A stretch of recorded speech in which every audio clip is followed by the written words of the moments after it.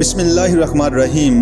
السلام علیکم دوستو، صدر ناصر کے دور حکومت میں صدر ناصر کی خارجہ پالیسی سامعین انقلابی حکومت کو دو مسئلے جیسے ورثے میں ملے تھے، پہلا سوڈان کا مسئلہ اور دوسرا سویز کا۔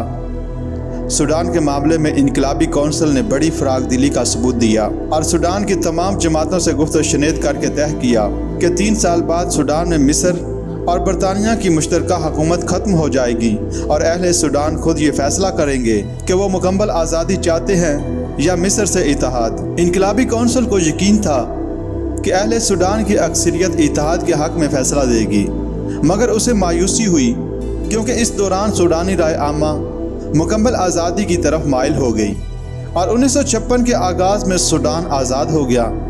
جہاں تک سویز کے مسئلے کا تعلق ہے، انقلابی کونسل نے 1954 میں اینگلو مصری معاہدہ طے کیا، جس کی روح سے برطانیہ نے 20 ماہ کے اندر سویز سے اپنی فوجیں نکال لینے کا وعدہ کیا، تاہم اسے اس علاقے میں حقوق حاصل رہے۔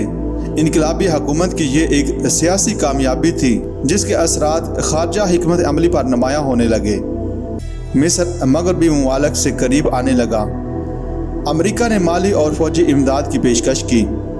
صدر ناصر نے اعلان کیا کہ مصر کے مفادات مغرب سے وابستہ ہیں اور یہ کہ روس اور کمیونزم ملکی تحفظ کے لیے سب سے بڑا خطرہ ہیں۔ اسی زمانے میں برطانیہ اور امریکہ بغداد پیکٹ کے قیام کے لیے کوشاں تھے۔ اس معاہدے کا مقصد تھا کہ مشرق وسطیٰ کے ممالک مغربی دنیا سے مل کر کمیونزم کا سدباب کریں۔ ناصر نے مغرب پر زور دیا کہ مشرق وسطیٰ میں ایسے دفاعی معاہدے نہ کیے جائیں کیونکہ باہمی اعتماد اور دوستی پر مبنی تعاون ایسے دفاعی معاہدوں سے بتدریج بہتر ہوگا۔ تاہم مغربی ممالک نے اس کی پرواہ نہ کی اور بغداد پیکٹ وجود میں آ گیا۔ اس کے ساتھ ہی مغربی ممالک کے ساتھ ناصر کے تعلقات میں تبدیلی آ گئی۔ وہ عرب دنیا میں دفاعی معاہدوں کی مخالفت کے زبردست ترجمان بن گئے۔ 1955 میں ایشیائی و افریقی ممالک کا اجلاس بدوم کے مقام پر ہوا۔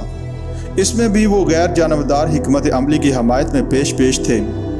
اسی سال انہوں نے مغربی دنیا سے مایوس ہو کر مشرقی یورپ کے ممالک سے اسلحہ خریدنے کے معاہدے کیے۔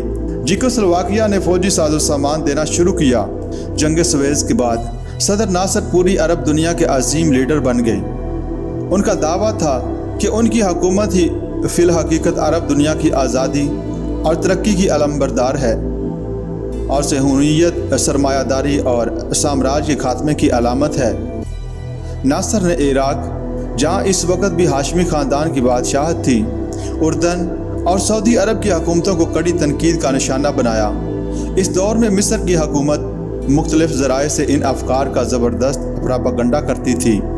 عرب ممالک میں مقیم ہزاروں مصری اساتذہ، فنی ماہرین اور خفیہ ایجنٹ کام میں مصروف رہتے تھے۔ اسلحہ اور لٹریچر اسمگل کیا جاتا تھا۔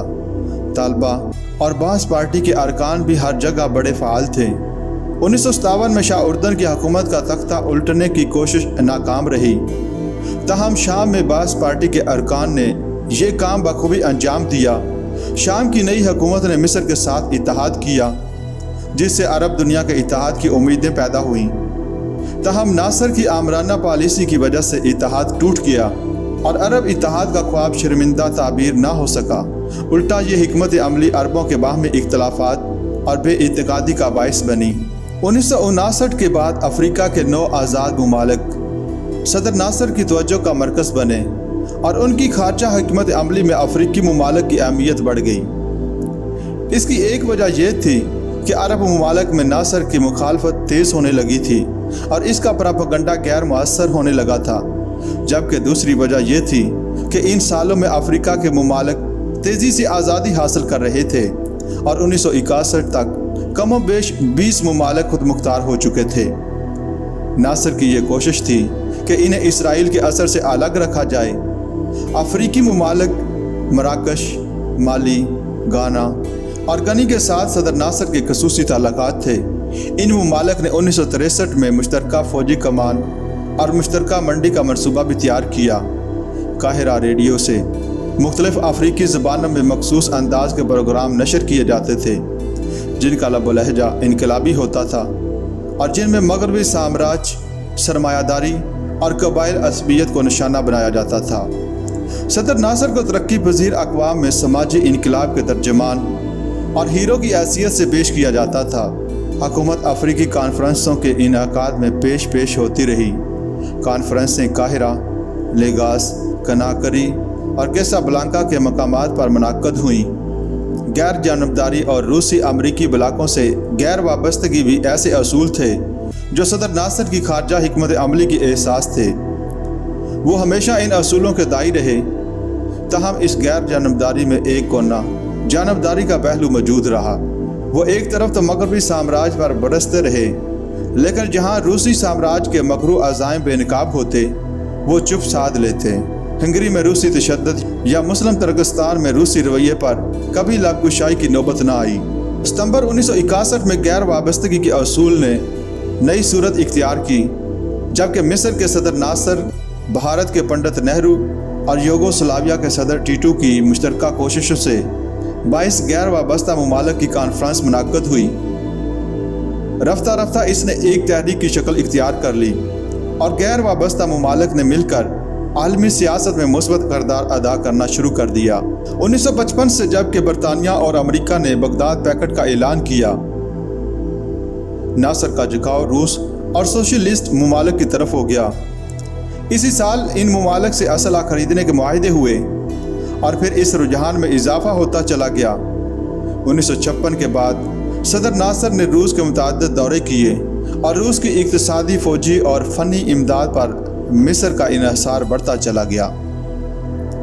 اسوان ہائی ڈیم کی تعمیر میں جب مغربی ممالک نے امداد کی پیشکش واپس لے لی تو روس نے آگے بڑھ کر دست تعاون بڑھایا۔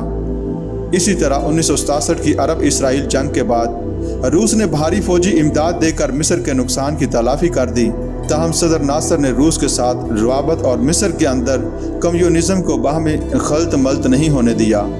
روس کے ساتھ گہرے تعلقات ہونے کے باوجود اس نے اپنے ملک میں کمیونسٹوں کو سختی سے کچل دیا۔